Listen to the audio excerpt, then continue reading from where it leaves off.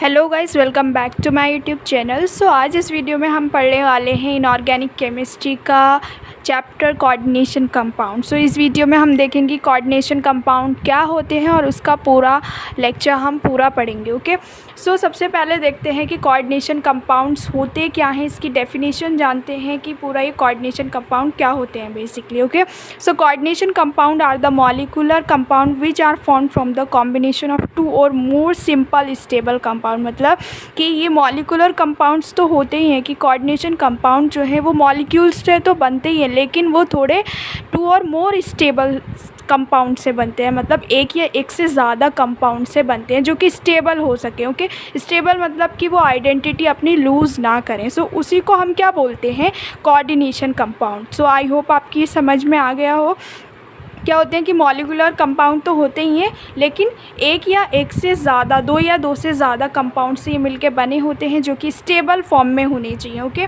It retain their identity in the solid as well as aqueous medium. अभी हमने बात करी कि स्टेबल होने चाहिए। स्टेबल का क्या मतलब है कि वो अपनी आइडेंटिटी लूज़ ना करें, अपनी आइडेंटिटी को बनाए रखें, सॉलिड स्टेट हो या फिर एक्वस मीडियम हो, एक्वस स्टेट हो। ओके, सो इसकी अगर देखें कि कोऑर्डिनेशन केमिस्ट्री के फादर किसको बोला जाता है, तो अल्फ्रेड वर्नर को कोऑर्डिनेशन कंपाउंड के फादर बोला जाता है, क्योंकि इन्होंने बहुत सारे कॉम्प्लेक्स को स्टडी करा था, प्रिपेयर करा था, उनका बहुत सारा रिएक्शन कराया था। इसी वजह से इनको फादर ऑफ कोऑर्डिनेशन केमिस्ट्री बोला जाता है। Okay, so Alfred Warner he studies and prepared several complex compound by the action of ammonia and cobalt chloride। तो ये दो चीज़ों से इन्होंने बहुत सारे कॉम्प्लेक्स बनाए, कोऑर्डिनेशन कॉम्प्लेक्स बनाए। These compound usually referred to as Werner complex। so इसी के कारण इन कॉम्प्लेक्स को क्या बोला जाता है, वर्नर कॉम्प्लेक्स बोला जाता है। ओके, सो अब देखने वाले हैं हम क्या कि एक डबल सॉल्ट और एक कोऑर्डिनेशन कंपाउंड में क्या फ़र्क है। तो ये बहुत ज़्यादा इम्पोर्टेंट क्वेश्चन है, वेरी इंपॉर्टेंट क्वेश्चन है, ये तो पूछा ही पूछा जाता है। सो डबल सॉल्ट और कोऑर्डिनेशन कंपाउंड में क्या फ़र्क है, क्या डिफरेंस है। अगर डबल सॉल्ट की बात करें तो ये सॉलिड स्टेट में एग्जिस्ट करते हैं सिर्फ। ओके, लेकिन कोऑर्डिनेशन कंपाउंड हमारे सॉलिड हो या फिर लिक्विड हो, दोनों ही स्टेट में ये एग्जिस्ट करते हैं। ओके, तो अगर हम देखें डबल सॉल्ट सिर्फ सॉलिड में करते हैं, लेकिन एक्वस में अगर जब हम इसको डालेंगे तो ये डिसोशिएट हो जाएगा अपने आयंस में, मतलब अपने आयंस में ये ब्रेक हो जाएगा। ओके, क्योंकि ज़्यादा स्टेबल तो होता नहीं है। सेकंड पॉइंट है कि ये जो है डबल सॉल्ट का मेटल आयन जो होगा, मेटल आयन मतलब सेंट्रल मेटल आयन जो होगा वो नॉर्मल वैलेंसी शो करेगा। ओके, लेकिन कोऑर्डिनेशन कंपाउंड का जस्ट अपोजिट वैलेंसी शो करेगा। ओके, फिर थर्ड पॉइंट आता है double salt loose their identity in solution. Double salt जो होते हैं वो अपनी आइडेंटिटी लूज़ कर देते हैं, क्योंकि ये इतने ज़्यादा स्टेबल तो होते नहीं हैं, क्योंकि इनको अगर हम एक्वस सॉल्वेंट में डालें तो ये डिसोशिएट हो जाएंगे अपने आयंस में, तो इसी वजह से ये अपनी आइडेंटिटी लूज़ कर देते हैं। जबकि दे डू नॉट, अगर हम कोऑर्डिनेशन कंपाउंड की बात करें, so they do not lose their identity. Okay, अपनी पूरी आइडेंटिटी लूज़ नहीं करते हैं। इसके एग्जाम्पल हैं, अगर डबल सॉल्ट के एग्जाम्पल देखें हम, जैसे मोर सोल्ट है जिसका फार्मूला है बहुत ज़्यादा इंपॉर्टेंट है। इसका फार्मूला भी FeSO4 NH4 का होल ट्वाइस SO4.6H2, ये मोर सोल्ट है। देन पोटाश एलम का फार्मूला है K2SO4.Al2SO4 का होल थ्राइस .24H2। ओके, तो ये मोर सोल्ट हुआ, पोटाश एलम हुआ, ये क्या है, डबल सॉल्ट है। लेकिन कोऑर्डिनेशन कंपाउंड कौन सा होगा, जिसके पास स्क्वायर ब्रैकेट होना चाहिए, पूरा कोऑर्डिनेशन स्फीयर होना चाहिए, लिगेंड्स होने चाहिए, जो कि हम आगे डिस्कस करेंगे ये सारी चीज़ें होती क्या हैं। ओके, अभी के लिए सिर्फ आप इतना याद रख सकते हैं कि कोऑर्डिनेशन कंपाउंड बेसिकली होते कैसे हैं दिखने में। ओके, जैसे K2NHCN का होल 4, तो ये क्या है, पूरा एक कोऑर्डिनेशन कंपाउंड है। इसी तरीके से K3FeCN का होल 6, ये क्या है, पूरा कोऑर्डिनेशन कंपाउंड है। ओके, फिर इसमें कुछ इम्पोर्टेंट टर्म्स आती हैं जो बहुत ज़्यादा इम्पोर्टेंट है कोऑर्डिनेशन कंपाउंड में। जैसे कि मैं अभी बात कर रही थी कि आपको कोऑर्डिनेशन कंपाउंड एक तरीके से बनता कैसे है, क्या क्या ये चीज़ें होती हैं, तो वो सारा इसमें हम डिस्कस करेंगे। ओके, जैसे K3 है ये Fe और ये इसके ऊपर X है CN का होल 6, ये सारी क्या चीज़ें हैं। K3 क्या है, इसका काउंटर आयन। काउंटर आयन कौन सा होता है, जो बिल्कुल कोऑर्डिनेशन स्फीयर से बाहर हो प्रेजेंट। ओके, कोऑर्डिनेशन स्फीयर भी क्या होता है ये भी डिस्कस करेंगे, लेकिन काउंटर आयन बिल्कुल बाहर हो होगा कॉम्प्लेक्स के। Fe क्या है, ये सेंट्रल मेटल एटम है या फिर आयन, मतलब बिल्कुल सेंट्रल में प्रेजेंट है। और Cn और होल 6 जो है इसका बेसिकली ये लीगेंड है, ये इसका कोऑर्डिनेशन नंबर है। और जो इसके ऊपर होता है सेंटर मेटल एटम की जो वैलेंसी शो करता है वो ऑक्सीडेशन नंबर कहलाता है इसका। तो 1 बाय 1 हम इसकी सारी जो भी कोऑर्डिनेशन कंपाउंड में टर्म्स हैं वो सारी डिस्कस करेंगे। सो सबसे पहला है सेंट्रल मेटल एटम। क्या होता है ये, the metal atom or ion to which certain atom or group of atom ligand, जिनको हम लीगेंड बोल सकते हैं। ग्रुप ऑफ एटम है तो भैया लीगेंड होंगे।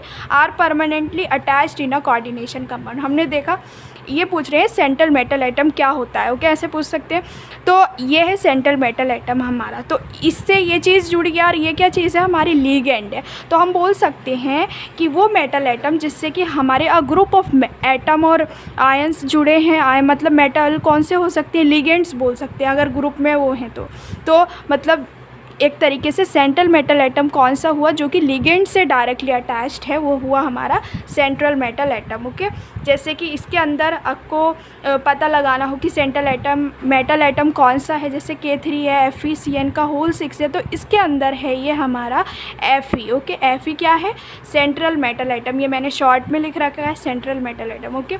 ऐसे ये NiCO का होल 4 है, तो इसमें सेंट्रल मेटल एटम कौन सा है, हमारा निकिल है, क्योंकि ये हमारे बिल्कुल सेंटर में प्रेजेंट है। अगर हम इसका स्ट्रक्चर भी बना के देखेंगे तो किस तरीके से बनेगा, बिल्कुल सिंपल इस तरीके से बनेगा नहीं, इसको हमें सेंट्रल में लाना होगा ना। हम यहाँ कार्बोनिल के ग्रुप जोड़ सकते हैं, इस तरीके से लिखेंगे ना, इसी वजह से इसको हम क्या बोलते हैं, सेंट्रल मेटल एटम, ओके। फिर उसके बाद हमारी टर्म आती है अगली लीगेंड्स। लीगेंड्स क्या होते हैं ये देखेंगे हम। अभी हमने देखा ना कि सेंट्रल मेटल एटम तो वो है जो लिगेंड से जुड़ा हुआ है। अब लिगेंड क्या है, मॉलिक्यूलर और आयनिक स्पीशीज़ होती है, मतलब ये मॉलिक्यूल से बनी होती है या फिर आयन से बनी होती है। ये किससे अटैच्ड होती हैं, सेंट्रल मेटल एटम से। अभी हमने देखा कि जो हमारा सेंट्रल मेटल एटम था वो डायरेक्टली अटैच था लिगेंड से। अब जो हमारा लिगेंड की अगर डेफिनेशन लिखेंगे तो लिगेंड किससे अटैच्ड है, डायरेक्टली हमारा सेंट्रल मेटल एटम से, ओके। सो लिगेंड के पास टेंडेंसी होती है कि वो एक loan pair of electron donate कर सके। अब उसके पास ही जब भी तो वो डोनेट कर सकता है, तो इसके पास टेंडेंसी होती है कि ये lone pair of electron donate कर सके to the central metal atom. तो ये थोड़ा इम्पोर्टेंट पॉइंट है इसका। फिर आती है, हमने लिगेंड्स के बारे में पढ़ा, फिर इसका क्लासिफिकेशन पढ़ेंगे कि हाँ भाई लिगेंड्स किस किस बेस पे क्लासीफाई करे हैं, क्या क्या होते हैं ये पूरे। सो classification of ligand on the basis of charge, okay. Ligand को हमने क्लासीफाई करा है उसके चार्ज के बेस पे, उसके पास पॉजिटिव चार्ज है, निगेटिव चार्ज है या फिर कोई चार्ज है ही नहीं। तो सबसे पहला लिगेंड आता है न्यूट्रल लिगेंड। न्यूट्रल लिगेंड वो होते हैं जिनके पास कोई भी इलेक्ट्रिकल चार्ज नहीं होता है। Ligand which possess no electrical charge they are molecular species having one or more lone pair of electron. अभी हमने बात करी लिगेंड वो होते हैं जिनके पास लोन पेयर ऑफ इलेक्ट्रॉन होगा ही होगा, लेकिन इनके पास चार्ज नहीं होता, लोन पेयर ऑफ इलेक्ट्रॉन होता है एक या एक से ज़्यादा। जैसे एक्वा है, इसके पास 2 लोन पेयर ऑफ इलेक्ट्रॉन्स हैं। अमीन है ये NH3, NO है नाइट्रोसिल, कार्बोनिल, कोई चार्ज तो है नहीं, पॉजिटिव निगेटिव चार्ज नहीं है, लेकिन इनके पास लोन पेयर ऑफ इलेक्ट्रॉन्स हैं, ओके। तो ये हो गए हमारे न्यूट्रल लिगेंड। फिर उसके बाद आती है हमारा एनायनिक लिगेंड्स। एनायनिक लिगेंड्स कौन से होते हैं, एनायनिक मतलब निगेटिव, ओके। निगेटिव लिगेंड मतलब वो लिगेंड जो कि पजेस करते हैं, कैरी करते हैं निगेटिव चार्ज अपने पास, ओके।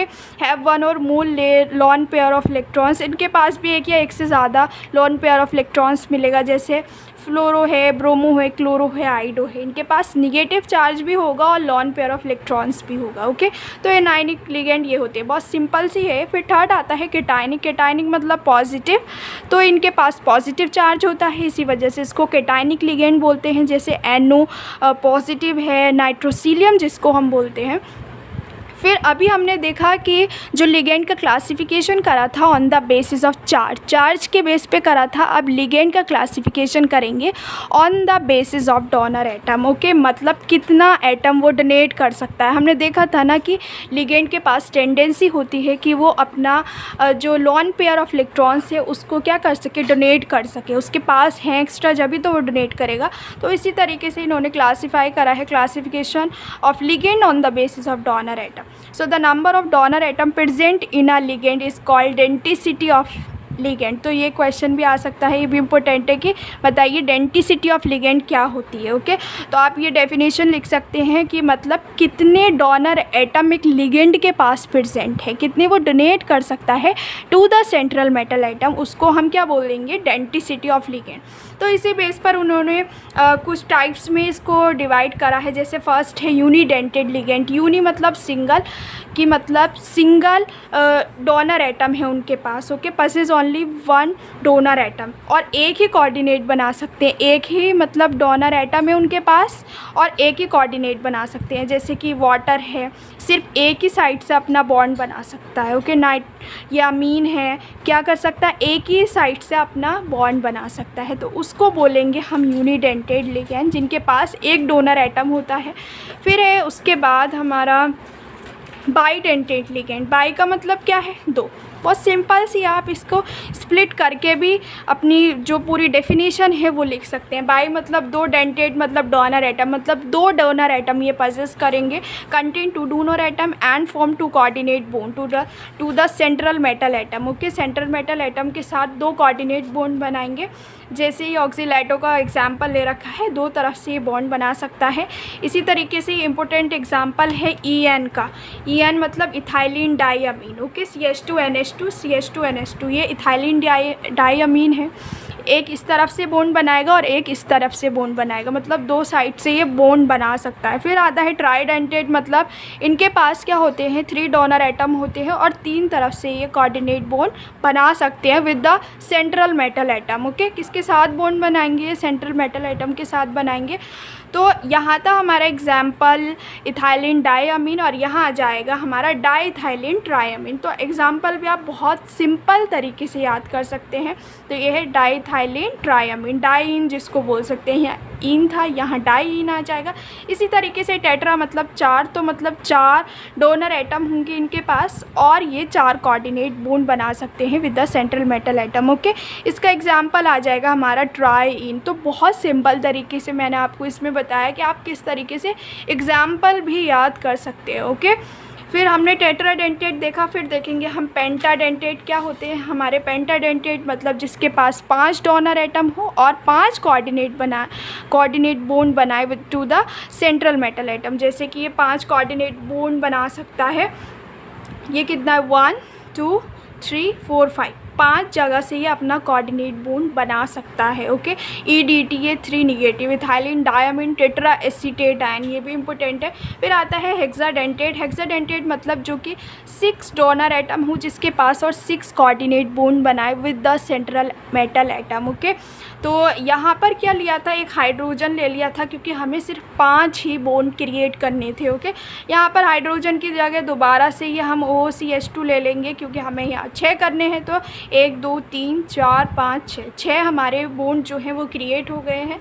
सो यहाँ पर था हमारा EDT ये 3 निगेटिव, यहाँ आ जाएगा हमारा EDT ये 4 negative, ethylene diamine tetra acetate ion, यहाँ ट्राई था, यहाँ टेट्रा लग गया बस। ओके, तो ये था हमारा हेक्साडेंटेट और पेंटाडेंटेट के बारे में। फिर आता है हमारा एम्बीडेंटेट लिगेंड, बहुत ही इम्पोर्टेंट है, वेरी इंपॉर्टेंट, बहुत ज़्यादा इम्पोर्टेंट है। सो एम्बीडेंटेड लिगेंड क्या होते हैं, the ligand which can ligate through 2 different atom, 2 different side से वो लाइगेट कर सकते हैं। जैसे कि एग्जांपल दे रखा है CN यहाँ से भी लाइगेट कर सकता है।